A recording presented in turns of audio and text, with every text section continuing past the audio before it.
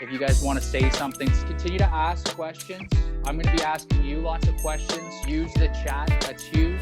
We are recording this for people in the future. And that's the easiest way to score a goal in lacrosse.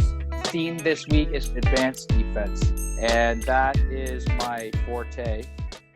So we'll get going here. I'm going to switch screens and pull up the agenda real quick. Just an idea of what we're going to do. We'll talk about what makes a good defensive player. And, there's certain kind of attributes or characteristics of people that defensively are just superior. There's something about them. In that, we're gonna walk through our defensive skills analysis page and just kind of tease out some of the little things that maybe didn't get touched on as much as some of the more general fundamental aspects of defense, which we've talked about thus far. We'll touch on the remaining defensive principles that we haven't discussed. So we've talked a lot about line changes and stuff in transition out of the defensive zone, general positioning, getting a little bit into picks, but we'll talk about how to pressure today a little bit, because most of the stuff we've been talking about is more contain oriented, and then also helping, which is you helping somebody else, them helping you.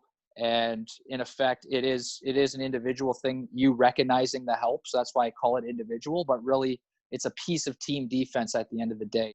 We'll talk about a couple definitions in my glossary on the website. So any term, if it's highlighted in red, you can click it. It'll give you a definition. So we're going to check out terms like sorting, communication, how am I defining that? Matchups, blowing up picks, fronting. I don't know if anybody knows what fronting is. We'll talk about how to double team properly. We'll talk about this 1-for-1 rule and a little bit of ball watching. And that's like an off-ball thing that people can be susceptible to. And we'll be talking a lot about off-ball today, for sure. First things first, feel free to unmute yourselves, or I'll take a look in the chat here. But what for you makes up a good defender? I'm talking on an individual level. We're not going to get, by the end of this, we'll get to to team defense, but just as a player, I mean, anybody can go out there and run around and, pick daisies on defense. I'm kind of interested into what you guys think good defenders do. What are some of the habits of things that they do, and how do they play the game? Is there different styles of defense? All of those things I think are worthy of us to kind of discuss here. So let's just start there and get some of your guys' ideas out here. Aggression. Okay. Aggressive. Okay. I heard awareness as well. But certainly, you can good defenders are somewhat intimidating with their aggressiveness, but you definitely are walking a fine line, as we would say, and you have to learn how to play with controlled aggression at the end of the day, because too much aggression can turn into penalties. Awareness is great that you guys, that's number one. That's like, know the situation before you even get on the floor. Is it short man? Is it how much time's left in the shot clock? Have they taken a long time to get up the floor? Is there an opportunity for you coming on the floor on defense to pressure the ball or double team a ball carrier who has nobody to pass to? Those are some aspects of advanced defense we'll talk about today, and it starts with awareness. So great job, whoever said that. Make sure to stay with your man. Okay, stay with we're going to say stay with your check is the gender neutral way to say it these days. But yeah, so there's, depending on the defense, because in a zone defense versus a man-to-man defense, you might be letting people go as they enter or exit your zone, I should say. But staying with your check, there's certainly responsibilities there to mark up in a sense. Anything else? Seeing aggressiveness here in the chat, but positioning, love that. That's what we kind of on the floor have discussed on ball. So we've talked about if you're on the side with the ball on it, we talked a little bit about how you would play that, but today we're going to talk about how you would play that off ball.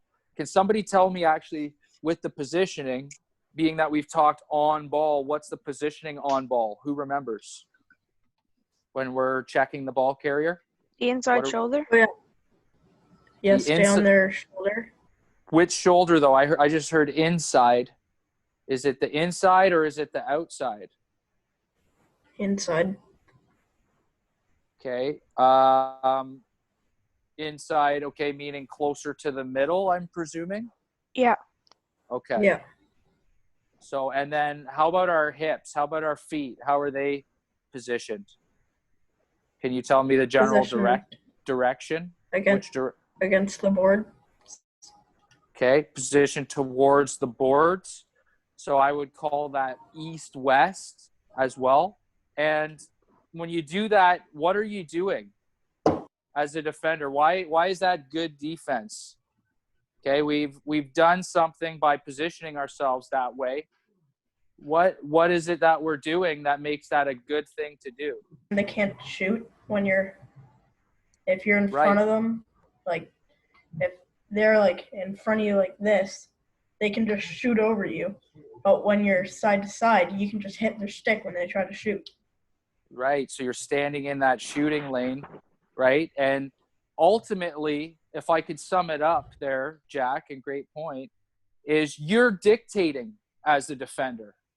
Because you're denying top side and taking that space away, you're encouraging them underneath, and that's where you want them to go, and that's where your defense is set up to do. So, that's your positioning, you're dictating, okay? And that's part of being aggressive as well, is dictating, right? Don't just sit back and let them pick you apart, right? We also don't want to get spread out too far, which is called overextending, and we'll talk a little bit about that today. I mentioned it in the pick and roll last week about if you're out far and you get picked, there's so much more space for them to run their 2-on-1 to the net. It's a lot less likely that you'll be able to recover as a defense. Can somebody tell me anything else about what good defense is? Good stance. Okay, stance is part of that positioning. Okay, so in the lane, proper stance, which is, again, east-west or hips to the boards.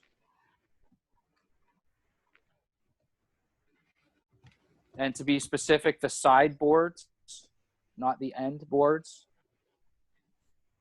Anything new from here? We're getting some good answers. There's definitely more. I even actually in the agenda, if you were paying good attention there, I kind of said a few things, couple terms, things that might be useful in terms of things you might think of. I'm just going to, off the top of my head, talk about a few things, and then I'm going to weigh that against the skills analysis page that I have lined up for you next year, unless somebody has anything else. So, I mean, to me, the defense dictates the energy of the game. So, to me, a good defender brings energy, okay? They hustle. They work hard. You know, they're the type of people often, you know, we talk about being a good teammate in this program. I mean, no offense, but offensive guys often get labeled as having egos, right? Because they get all the glory from the goals. And granted, there's a lot of pressure that comes with it. And I can see why sometimes, you know, it's a mental thing for them. But as D, I mean, the old adage or saying is defense wins championships, right? And it's like, if your offense is not clicking and you can always rely on your defense, you're obviously going to have a lot of success. So, I mean, something like a loose ball, though, like we're talking energy or hustle, it's like the best loose ball guys to me have what I call a sixth gear.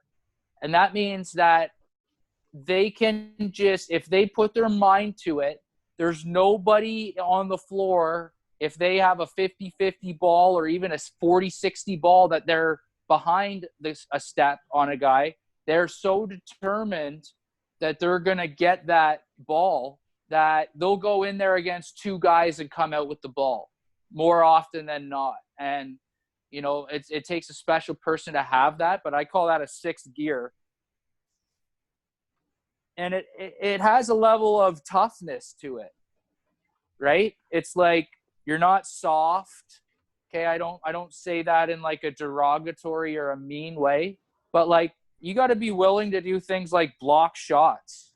Okay, Jack said in the shooting lane, and it's like we celebrate block shots big time on any defense that I coach. Like if you're willing to put your body on the line for the team, every time you block a shot, it's a turnover. It's an easy possession for us. The more possessions we have, the more likely we're going to win the game. It also discourages the offensive player from taking that shot again, because if they do that more than once, their coach is going to be like, why do you keep shooting that? Move the ball. And all their teammates are going to think they're hogs, and all you're doing is lining your body up with the head of their stick and not their body, which we talked about in kind of the fundamental defense. But toughness, I mean, going in for a loose ball with two hands on your stick versus one, okay? One tells me you don't want it, and two tells me you do. And when you go in and you're about to get slashed across the wrists, but you still scoot through that ball, get low, do the fundamentals, those are the types of defenders I want on my team. You know what I mean? And it sets a tone. It sets a standard for everybody else that you have to be willing to do the same. Or by process of group pressure, everybody's going to be looking at you like you're letting them down. And that's team sports, especially as it gets more competitive. But, I mean, we are just a developmental group here. So I just wanted to just bring up that element of just team toughness. Okay, it fits in a little bit of that aggressive individual toughness as well. Team toughness is if somebody's bullying your player, you sticking up for them. I'm not saying fight them. I'm saying if there's two of them and one of your guy, you go in and you bear hug a guy and get him off your teammate. The little things like that. But certainly those types of things are often facilitated at the back end by the D guys, the character guys. Like for me as a defender in pro lacrosse, I'm undersized. Okay. I got cut 6 times before I ever made it because, I don't fit the part. The reason I'm there is because I'm smart and I play the game. I let the game come to me and I play smart and know what to look for. And that's why I'm able to teach it to you. But also is my toughness. Okay. That's my X factor. Another thing I bring to the table. And the third one is my fitness. Because I go into camp every time and I'm a step faster than everybody and I dominate in camp because I understand the sports science of how to physically build your body and be explosive, which is what you need to be in lacrosse. And it helps on defense. So those are just a few things that I have. Somebody said it. Defense starts with, okay, first I said quality goaltending because obviously it helps to have a quality goaltender. It can kill the morale if the goalies aren't saving basic shots that are expected. But the expectation of the defender is that you have good footwork and that you know how to position your body. And guess what? Most people your age do not. And hopefully by the end of the ACE program, you do. And when we get back to playing, you'll see how much more success you have as a defensive player just by following these basic things. Okay, the very first thing I taught you guys was the athletic position. So if you're standing kind of like up with your knees locked, on your toes and like, off balance a little, we know what a good athletic stance is. There's that first thing where I had you following the stick that first week and getting low, okay, flexing your abs, having a nice wide stance. So that's where it all starts. And somebody mentioned that. We talked about on ball and the positioning. So great job. You guys nailed this, right? it's not like I drew this a long time ago and you guys intuitively knew this stuff. Okay. Today we'll talk about off ball, and nobody talked about help. I should have mentioned that. I just got all caught up in toughness, but being a help defender and being willing to risk leaving your check and going to help somebody else.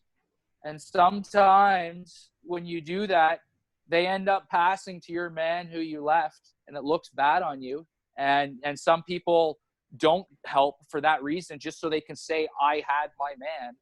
But when it comes to team defense, which is where we're headed with all of this, that excuse doesn't hold up. And if somebody's going naked to the net, it's not okay for you to be, if you're somewhat near that guy, to not leave your guy. And we call it sliding. That's the term slide. It means you slide off of your check over to somebody else's check to help them if they're in trouble. And it helps if you have your head on a swivel and you're aware who said that, right? And you can, if you're locked in on your check, especially off ball, and that's why when today we talk about their stance, you'll see that they're in an open stance. Actually, I'll just do a quick drawing over here real quick. But this guy right here, if the ball's over here, if the ball gets passed over here and his check is over here, he's way too spread out there. He doesn't need to be there. And for one, if his feet are like this, which is like a closed stance, sorry, those are bad arrows, this way. If his feet are in that direction, can he see the ball carrier? Not really. No, his back's to the play. His feet are facing his guy. So me saying I have my guy over here doesn't really help the team, because if that guy beats his check top side, which you guys hopefully by the end of all this learn how easy it is to do when a guy isn't playing top side defense on you. When this guy comes over top like this and you're over here, if you knew that if you're off ball, your feet should be facing this way, and that you should be sagging back into the middle when you're off ball, then you would be able to slide if that guy got beat and blow this guy up and help. And if he passes to your guy during all this, it's pretty easy for you then to just recover back into topside positioning right here. So off ball, we help and we sag to the middle. And even on ball, okay, if I was this defender down here and my guy was over there, okay, I'm kind of in line with his top shoulder, but all of a sudden, if this guy wants to try to like run and split through here, I'm helping. Boom. Taking a hit on him. I'm doing no good out here saying I've got my guy. And so as the low defender, really, we want to actually, and we'll talk about this later, be tucked in back here more than anything, closer to the net. All right, so that's just a little rant of a diagram there. Get those off. I'll use my top diagram here a bit later. But help, okay? The best defenders, you can rely on them. You know they're going to be there, so you can like be a little more aggressive if you know that the guy beside you is really good at helping, okay? That adjacent help, that means the person beside you, sagging in, recovering. If you get beat, we know how to recover, right? We did a one-on-one drill where you're a step behind the guy, how you had to swing your hips around to get back in position. So all of that leads to a helping man-to-man defense. And all of these principles up here would apply to a basic house defense, which I said really little kids might do. A box +1 zone defense, which we'll talk about later, which is a step up from that. But I like to get away from the zone as soon as possible with any group I coach, because man-to-man defense has so much more learning in it. And in a zone, you're flat-footed a lot of times. Another bad thing about a zone is that you're starting from a standstill on loose balls. So often the other team gets a lot of multiple resets and beats you to offensive loose balls. But, yeah, communication is another one here. Okay, I mentioned that in the agenda, as I said, and learning to talk. Even if it seems obvious, any communication is better than none. All right? Learning to fight through picks, okay? Not in a pick and roll situation, specifically a seal. You should never get sealed down. You guys haven't talked about seals with me, but a really basic play when you get to the higher levels, if you don't know about it, is this guy he's entitled to cut the middle. So he just comes up and he pretends to cut the middle, but this guy's in his way. Well, he just keeps running forward, and the guy behind him just uses him as a screen and blasts over top of this. For some reason, I can't get the bottom part of my diagram here, but you guys get the point. So this is called a seal. It's not a pick. The guy is facing you, and he's just trying to push you back to the middle. So, again, this is a little bit of advanced defense. The high defender, if you're high, remember on the last thing I showed you, I said if you're low, you should stay tucked in here and not chase out to the corner. Well, if you're high, your job is to get out on these types of shots. And how do you do that? I like what I call an inside roll. I spin off of it this way. And guess what? I'm back in topside positioning. I'm over top of this. And this guy here who's trying to seal me like this, well, my teammate is right here too. As the high D guy, I have to battle through this. I have to fight for my life over this so I can get a stick on this shot. And most people your age don't know that. And really, just to do this seal offensively for you guys, if you and one of your teammates just talk about this on the bench, all you do is just set up this scenario, and then it could be from a pass. This guy passes over. You guys are standing right here. One guy drives in, the other guy shoots over top. Good little shot to practice in the backyard or whatever too. But you got to be able to fight over seals. That's that aggressiveness part. Somebody mentioned aggressiveness. Well, you got to be aggressive in that scenario. All right, sticks up. We know about learning when to double team. That's when there's a guy who's in your defensive zone on their team and has nobody to pass to, and there's two of you. Just go out there and steal the ball. At the end of the day, your job on D is to contain, not to be aggressive per se. It helps if you know how to do that with control, but your real job at the end of the day is to contain your check and not let them get around you.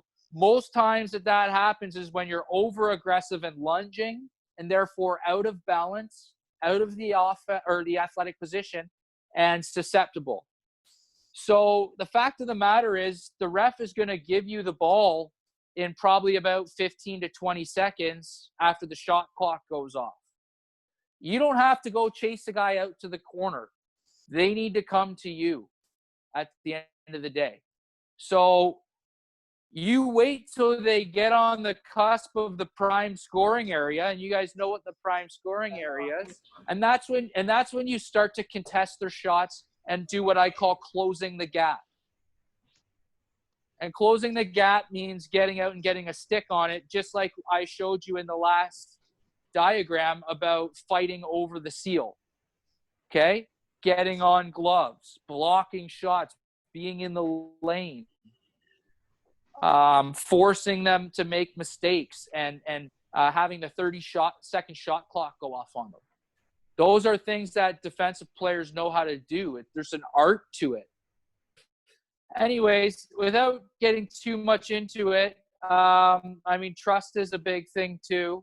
I mean, I could talk about trust all day, trusting that your teammates are in position, they have your back and everything else. But I kind of just want to fit this in to our bigger picture here. Let's talk about what we've discussed in the past. We've talked about a defense transitioning to offense, whether it's a fast break or a breakout where you're filling outlets. Okay, we know who has to run hard to the bench and who has to run to their outlets. And we know that we are committed to defense first, and we don't start transitioning to offense until we have possession. Okay, there's a time to cheat for breakaways late in the game if you're losing, but 90% of the time you're leaving the defensive zone on possession. So we know all about that. Our changes, okay? You can't change and give up a breakaway. I don't care what the situation is, or a fast break, right? Like if it's 2-on-2 in the open floor after you just played offense, they're running you back to defense, and you decide you're just going to go change, and then all of a sudden that turns a 2-on-2 into a 2-on-1 for them. That's not smart lacrosse, right? So you gotta change at the right times, and that's like trusting that it's a situation that you know, and that you know there's no threat, or that there is a potential threat, and you're gonna try to capitalize on it. And all that has to do with speed. So we want to be getting on and off the floor with speed. And in all honesty, I mean, people at your age are probably taking shifts that are way too long, and so they're super tired and they're not running hard on and off the floor. But at the highest level, that's what you have to do. So you might as well practice it, set the tone for the people that you play with, and hold it to a high importance. You guys know about loose balls. Okay, we've talked boxing out. You know what a 50-50 ball is. You know how to position yourself, getting in those passing lanes and shooting lanes. Where we're at now, okay, so today, in general, we talked about what makes good defense. So you guys said be physical all the time, in front of the net. I'm okay as a coach with you taking a 2-minute penalty, okay, hear me out here, if there's a ball sitting right in front of our net, bouncing, some kind of rebound or whatever, and their guy's about to pick it up, and you're beside them, and you can't get a stick on them or whatever, and you just deck them and put them on the ground. I mean, most likely you're going to get an minor interference penalty, and they'll just give them the ball. But that's boxing out in front, and I can't tell you how many goals are scored, right? We've talked boxing out on loose balls, but in front of the net, just your guy just standing around getting an easy rebound, and you're just slashing at his stick, or you're trying to pick it up with one hand, or whatever it is. So today, this 2-for-1 rule is something I really want to hammer home.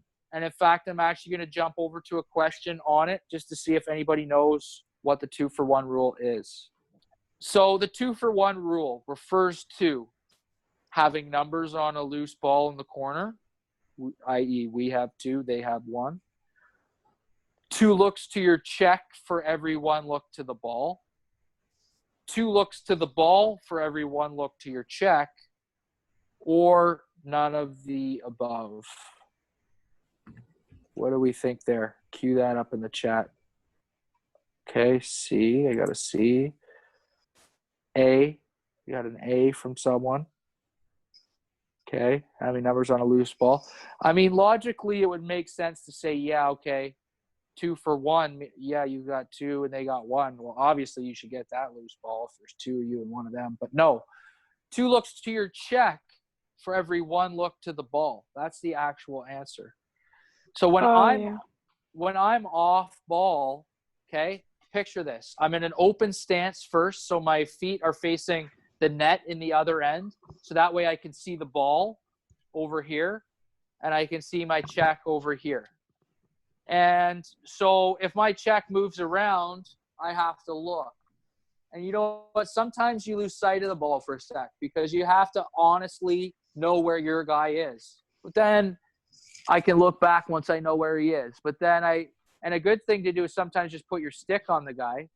And then as soon as you feel him leave your stick, that's when you have to look back and find him again. But generally it's 2 looks for every one to the ball, 2 looks to your check. And that's going to keep you accountable, make sure you have your check, and so on and so forth. Another big thing, okay, starting to get into team defense here. And this was the drawing I have up on here. So the reason I drew this, more so for these D guys up here. So imagine that you just played defense, or your team had just played defense, played offense, and then successfully all 5 guys were able to change, which doesn't always happen after playing your offense. So your 5D come on. Well, the first thing that you need to do is run to what we call the hole. This is the hole right here. Okay, so what beginners will often do, especially if you tell them, okay, this is a house defense or a box +1, okay, they're going to, one guy might come here, another guy might come here, but probably the 2 low guys, from my experience, are going to go and park right here, and just run to a spot on the floor. Maybe this guy's chasing over here, maybe this guy's even here and this guy's here. We got nobody in the hole right now. But what we want to really do is everybody runs to the hole and starts to call out, especially if we're playing a man-to-man, starts to call out who their check is. Okay, so let's just say I'm going to bring in some guys here. I think I added one too many. No, perfect. So naturally, probably this guy's going to call this guy. So you're saying, I got this guy, I got low. And this means your guy on your side, he's going to say, I've got high. I've got this guy. Right? This guy's going to point to this guy and say, I've got this guy. This guy's got this guy. And this guy's got this guy. At this point, this guy could probably come down, and so could this guy. But they started in the hole is my point. Okay? I put the bench order here for them like this. Why do you think that I put the order that I did? Why is this guy a lefty? And tell me what else is likely true about this player, if you know. So then everyone's on their right side? Right. We've talked a fair bit about your proper floor side, right? So if we were lucky enough to have this kind of situation where we got a loose ball up high, maybe this guy's even higher, and we were able to get off the floor real quick and, send a pass up to that guy. Maybe Buddy's over here with the ball. I don't know. And that guy this guy gets a loose ball up high, and this guy was able to go to the bench and get this guy coming on the floor. And we have to look for a breakaway pass here. So that's why what most teams would do if they have any idea what they're doing. And on top of that, they'd probably have their person with the best goal scoring ability, who's a lefty. Why 2 righties? Next. There has to be 3 of one side and 2 of the other, or else it doesn't work. Yeah, we want floor balance, as you said, and today's about defense, but I'm just going to say this real quick. Most of the time they're sending out 3 and 2. If they send out 4 and 1, like 4 lefties and 1 righty, usually that means they're going to try to do an ISO for the 1 righty, where they pass it to him and let him go one-on-one on his side, which means all defensive players should be sagging in to help in that scenario. But 2 righties come on second, and that's because if that guy wasn't open coming off the bench, basically they're coming across the floor, and they would basically be getting this pass from these guys here. But that's kind of all irrelevant. Other to say then, getting into the hole to pick these guys up is crucial. That's where the communication starts. And if, let's just say they had one player who was dominating us all game, that's where we would want to be to pick them up and get our guy on him who we want. All right? And in that case, that person would stay on that player wherever they go, even if we're playing switching man-to-man and helping man-to-man. There's sometimes we break those rules and say, you know what, we're going to lock this person off. But kind of all this leads to our system. So we run on, and it's like, what are we trying to do as a group? You guys know what the prime scoring area looks like. I could pull it up real quick for you, but really it's the inverse of this. It goes out on a 45-degree angle out to the shooter, if you remember. Then it does this semicircle right here, all the way to the other shooter on a 45-degree angle, and then in. And anything in there is considered a prime shot that you should take. Well, look at where my D guys are here. That's why they start those young kids in a house. And this is a zone. And so really, if I drew a line across here from boards to boards and through here, top through bottom, that would give me 4 quadrants. There'd be a box right here, and that's this guy's quadrant. There'd be a box right here. That's his quadrant. There's a box right here. That's his quadrant. There's a box right here, which is his quadrant. Well, clearly the most important guy here is this guy, because he's got to be in 2 places. If the ball comes up here to the point, he's got to get out on that and let that guy not take a shot. So he should be in the lane of the guy's stick as he approaches, as you guys know.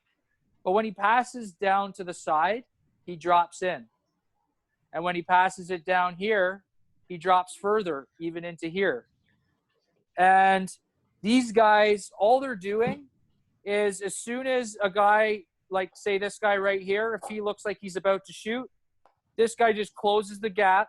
And we did this drill where you guys close the gap on shooters.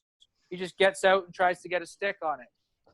Hopefully, this low guy is in another step right here. Once this guy catches this ball, he should step in. And he stands in line with this far post, right on the top of the crease, kind of right here. Which means, where do you think he's going to shoot if he shoots? Probably going to go for the far post. Well, he's actually going to probably go for the short side, because I'm standing in line with the far post. I'm almost acting like a goalie down here, and I'm blocking off this whole lane to this far side top corner if I'm in position. And so the goalie also knows that he's going to shoot short side. So again, now we're dictating as a defense, and that's what defense is all about. So you learn that whether – obviously, if you're real young, you don't really know what's going on that much. I think you guys can grasp that here today. The next step, though, is the box +1. So it's similar. It looks a lot like this house. You're going to be like, oh, that's just the house, isn't it? But I'm going to show you the difference. Okay. So you can see, here's our house. The top guy had the ball. Our guy was in position with his stick. When he passed it over to this guy's quadrant, though, this guy now shoots out and pressures. And when he pressures that top side shoulder. And he does it slowly in control. It's not over aggressive pressure. It's controlled pressure. And when he does that, he tries to turn the guy this way and force him down into the corner without letting him over top this way. And so the idea is the ball's going to get buried eventually in here. And if this guy passes low, right, as you can see down here, now this guy goes in here. This guy right here was our middle guy. Eventually, remember, he's our smartest defender. He now fills here, and this guy just goes back into his original position. So we're constantly pressuring the ball. In this case, we're actually pressuring this guy up into our help up here, because underneath we have no help here. So if I pressure his top side shoulder here low, he's just going to come underneath me and walk across the crease. But that's the box plus one zone. Eventually we get to this helping man-to-man defense. And right here, these three guys are playing what's called the wall. And in the wall, usually the guy below you is inside of you. This guy's inside of this guy. This guy's a little bit inside of this guy. These guys are actually shoulder to shoulder. And I'm the high guy. He's the middle guy. And he's the low guy. And when we're playing on our side, we're all communicating our position. He's saying I'm low. He's saying I'm middle. I'm high. And basically, my only job is not to get beat top side. His job, if this guy has the ball, is just not to get beat top side. And this guy's job is just not to get beat underneath. So usually, actually, your low guys are big guys, slower guys who cover up a lot of net, who can be physical in front.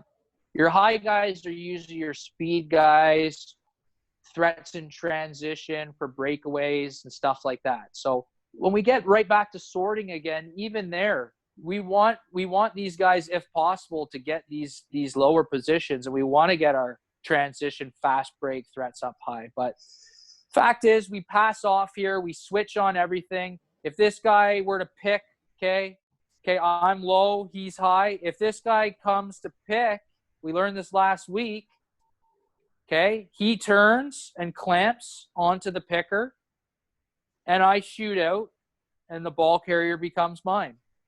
If this ball carrier, when I shoot out, decides to try to come back up over top of this, well, this guy lets this guy come back down to me, and he fires back out up here.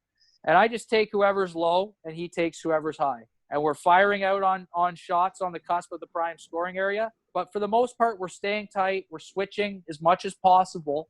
Anytime somebody comes close, I try to pick me. I just turn and grab him, and my teammate fires out. And that's the trust. And that's the level you get to by the time you finish your minor lacrosse, hopefully. So you guys know that in a man-to-man defense, it's not just I've got my man and everybody. You have your man plus half of somebody else's man at all times. That's why we say helping man-to-man. And that's why we switch on everything. We don't just stay on our man, quote unquote. Less is more. Let these guys run around and you just stay low, stay high. They're wasting energy. You're sitting back. As soon as they make a mistake, boom, fast break the other way. I'm going to go back to a drill that we've done on ball. And I just want to show you the difference in the stance and how you play it off ball and how it's harder. So you can see here the shadowing drill. We've done this drill, but it was on ball. It's the drill before this. I could go back to it. But right here we have a ball carrier up high. And in this case, this defender is just waiting to go next, so don't worry about them. But this defender is landmarking this player who's trying to create a passing lane, going north-south, up and down here, and trying to get some kind of shot off. So this D guy's here, and the biggest difference, this is huge, is that this guy is no longer with his hips facing the boards, which is called a closed stance. He's in an open stance, which means his hips are facing up floor, like this, north-south, okay? East-west would be closed. If he's facing this guy, what do you think is the advantage and disadvantage of that? If I'm staring at this guy in the chest, what can't I do? Let's just say it was up high here. I'm staring this guy in the chest over here, and let's say they do a pick and roll over here, and they get off their pass, little dump to the middle. Can I help? Do I even know what's happening?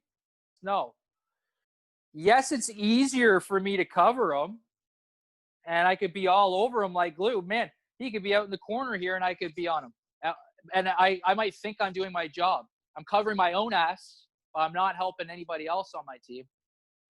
And so in this drill, we force you to do it in an open stance, and that forces you to have to buy into the 2-for-1 rule, which is, okay, my feet are facing this way, so I need to know where this guy is. So if he goes underneath me here, I have to turn and look to him for sure in that scenario. But once I know where he is and I know I'm in line with his stick and I have the passing lane covered, that's when I'm starting to look. Once I'm in line with them and I've got him marked shoulder for shoulder here, that's when I look here. But then when he moves, I have to take a look again and continue to stay with them. So it's harder to know where the ball is and know where my check is, because my head has to be on a swivel going left and right. And in that process, sometimes you can lose your check. Sometimes you can get caught staring at this guy. And in the variation of this drill down here, it's even harder when the ball's low, as we know. That's why we want to get the ball low. Because now I have to turn and look to here, which is like 90 degrees further than if the guy was up top here and I just had to turn my head to the side a quick 90 degrees instead of a full 180. So that's what we learned from this off-ball shadowing drill. And it's you can see that too, the positioning of these cones is important. And we usually off-ball want to be in line with either the off-ball coat or post, some people will say, or at least the off-ball crease. So that's my landmark. I don't go up and down with this guy out here. I definitely don't go out here, okay? Because now there's all kinds of space for the other team. So I want to stay kind of tight, kind of on this post. And then if the ball gets swung over to this guy, let's say, and he's up high, I could, if I was in a help position, fire out here, close the gap. And I could be in here in a help ready position. And then this guy just throws a swing pass. And I just, boom, fire out, mark up. Now I'm doing my on-ball shadowing. But off-ball, I'm closed. I'm open. On-ball, I'm closed. And you'd be surprised in junior and pro, if you look at guys on-ball or off-ball, sometimes it's a little bit of cat and mouse, and they're trying to trick guys into thinking that something's open when it's not. But a big problem, too, is if this guy cuts over top of you in an open stance, that's when you have to actually close the gate and you become closed. Because if he caught this ball right here, this guy actually, if this wasn't a drill, this guy just tried to cut over top of you and caught it right here, and you're trailing behind him, he's going to be able to get the shot off. So when he cuts, you have to get to this high shoulder and play your top side positioning now, because if the ball actually is caught by him, technically you should be in a closed stance at that point and swinging your hips around. So I don't know if that all makes sense to you guys. Obviously, learning it on the floor would be helpful, and going through the motions and doing it live, but that's just a little bit of a breakout X's and O's wise. So in this drill, what happens is the ball carrier drives in, kind of like a bull dodge, and the defender lets them knock you back a foot or two. And then the offensive player has to drag back to this cone or backpedal back to this cone before they can go one-on-one. But the idea is, yeah, it's just kind of like a normal one-on-one, but when you see somebody backpedaling and you're on them and they have the ball, don't let them backpedal. I said don't chase anybody out here, but that's when they're out here already alone and by themselves, not if you've chased them out here. If they engage with you and then start backing away from you, that's a great time to start putting short slashes, and I teach short little slashes on their gloves. And if you watch me play, I can throw about 10 slashes in probably 2 seconds in that scenario. You guys would probably get a penalty if you threw even 2 or 3, but 1 or 2 good ones, good thing, good habit to get into, getting these slashes on the gloves here. Can happen from a low position to an off-ball position. Guy catches a pass on you, play's not over, you're recovering, you're trying to smash his hands with gloves here, or get your stick on his gloves here as a last kind of desperation effort. So this is shopping. Maybe this guy just caught a swing pass, and he's just kind of now just like fading away from you on the outside. You know he has no intentions of going to the net. Boom, boom, boom, get on his gloves. The next level of pressure, and this drill isn't up on the site yet, and the text isn't accurate, so don't read it. But a lot of teams are doing pressure defenses these days. So if I was here at this cone in a help position, and which is where I should be kind of, and then the ball gets swung over to my guy, I would get out, close the gap. We did a drill like this where this guy passes it, and as soon as he does, I got to fire out. I don't know if you guys remember that drill, but we first learned how to block shots, get our sticks in lanes like that. And this drill, this guy is not going to the net, but what we're doing is as soon as he gets swung, you're firing out. He's going to face dodge you, try to go underneath. You're going to run with him, and then he's going to curl out. When he curls out, he's going to swing it back to the other side, and then you would just recover back into your help position after you pressured. So it's just about getting in and out and in. When you're off ball, again, you want to be in line with this off ball post here, kind of. This is maybe a little bit too far in, but right here. So when the ball gets swung, you go out on your guy, play your one-on-one defense. Then when they pass it off, if he passes it low, now you're in adjacent help. You're parked like right here. They're trying to beat this guy top side. You come in and try to squeeze it off, get a little bit of help here, which means the low guy's only job is don't get beat underneath because you have no help there. But anyways, you get out, you come back in. Okay? This guy gets out. He's out. After this guy passes, he comes back in. So that's what you're doing when you're high. You're high, guys, on a defense, in a helping man defense, or most defenses. When you're off ball, you're in. You're sagging in, we call it. And when you're on ball, you're firing out in control. This is a little bit even crazier, but this is how I teach taking the right angle, which is a little bit higher than the top shoulder, which basically forces him to go low.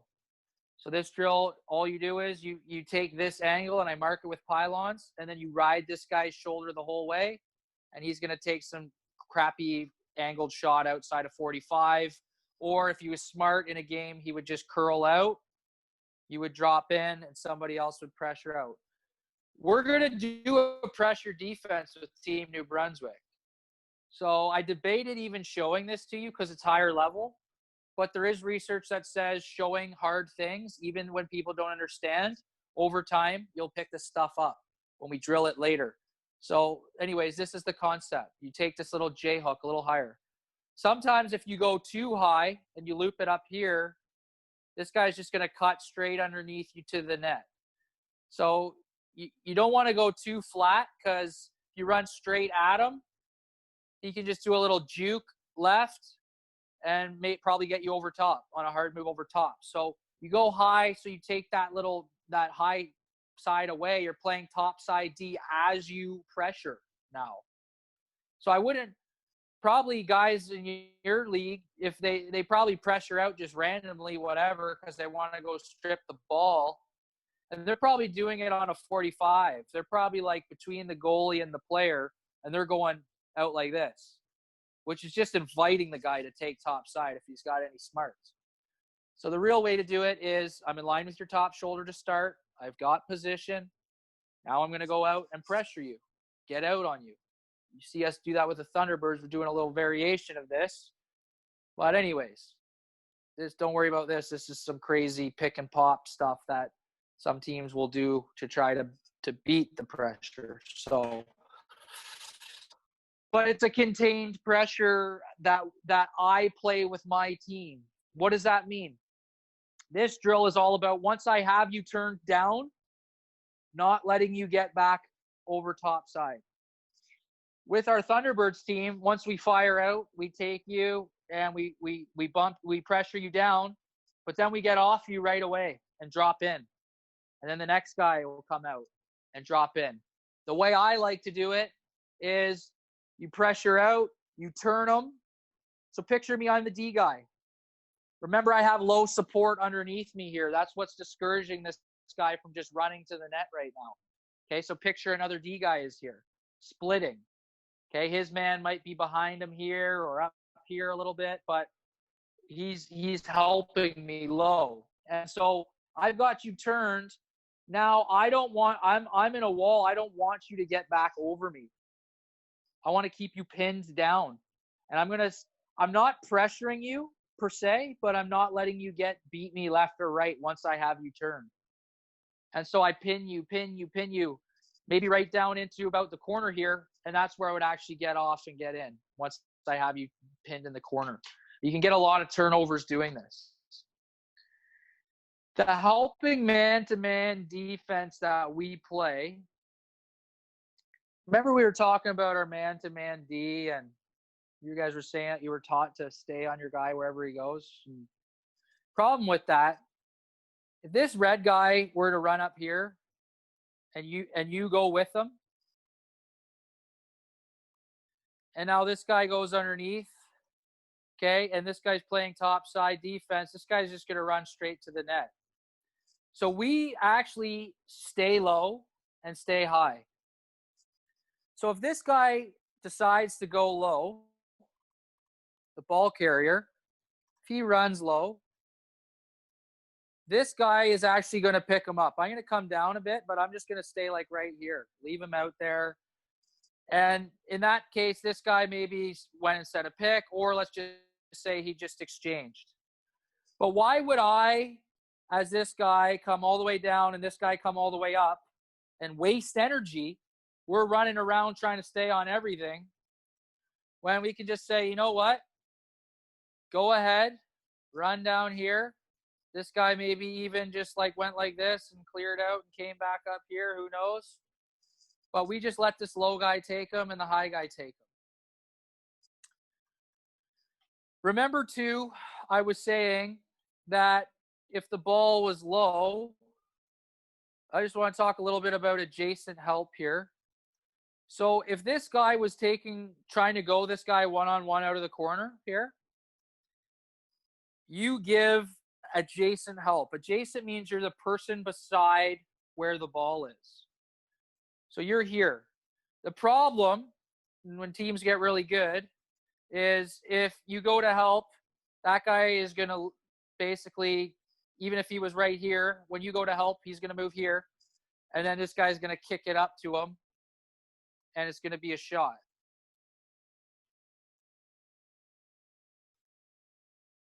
Unless you know the right space to go and we call it showing help. Don't go all the way if you don't have to. And then when he makes that pass up, you can just fire back up and recover. But what I'm trying to actually get across here, though, is that we switch high-low automatically all the time. So the communication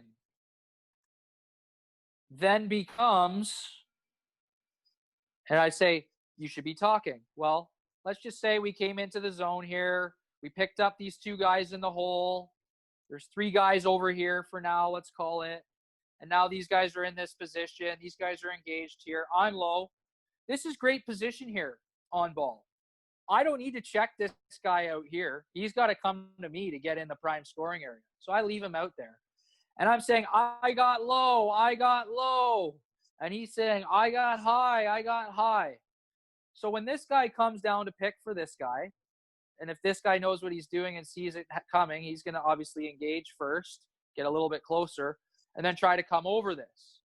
And as we learned in the switch game, this guy is going to take this guy who's going to try to roll to the net and switch, and I'm going to take this guy here. And I've got my high. Even though this guy was low, when he came high, he becomes mine. And we communicate that. And this guy might have actually tried to beat me top side. I'm high here. He's low. That pick comes in, and now this guy's trying to gun me over top here. I need to get higher than him, do my job when I'm high, block him off here, and force him back down here. I should never get beat high when I'm the high guy. And when you're the low guy, as I mentioned briefly, I don't know if you picked up on the importance, but if this guy goes underneath here, you have to push him out at a 45-degree angle and create this brutal shot here. This is what you're trying to encourage. Okay? But the message is high-low.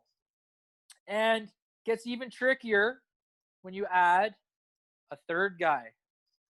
I haven't really talked too much about what happens when there's a third guy. But now we're talking about low, high, and middle. And that's our communication.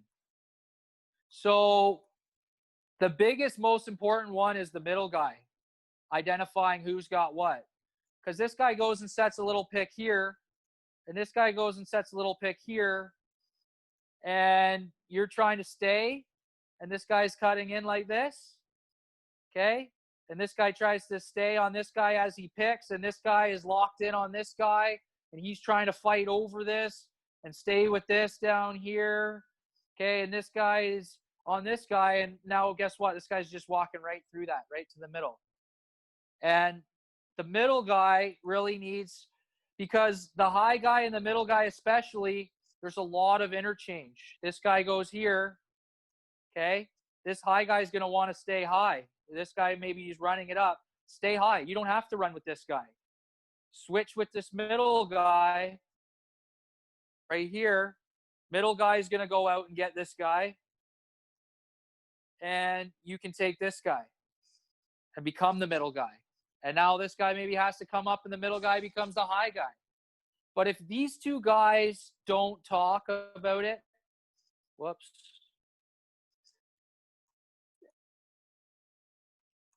Who's got high and who's got middle?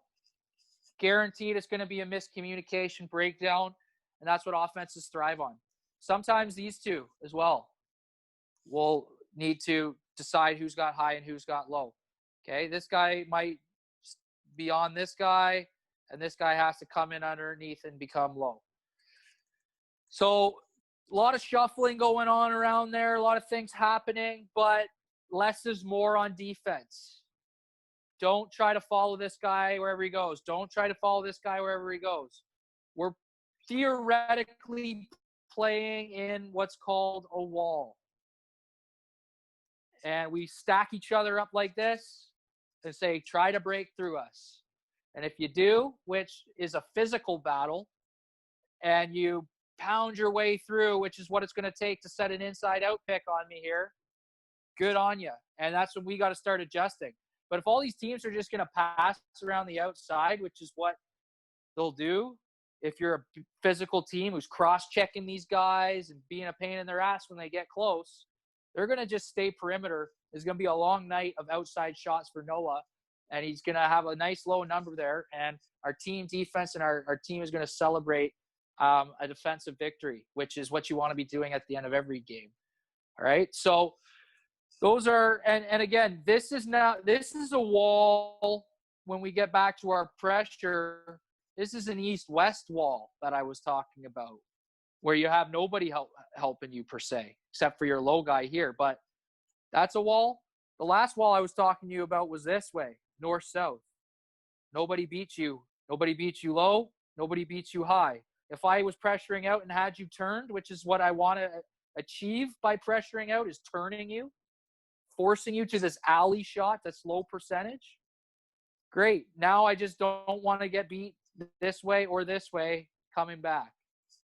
It's easier said than done. But after you figure out how to work in twos, on ball or off ball, there's a lot going on here with this drill, but essentially this guy here is the help guy. And when they're playing over here, help guy is maybe helping low, helping high, and can still get out to his check if he has the ball. In this drill, this guy never tries to go underneath on him.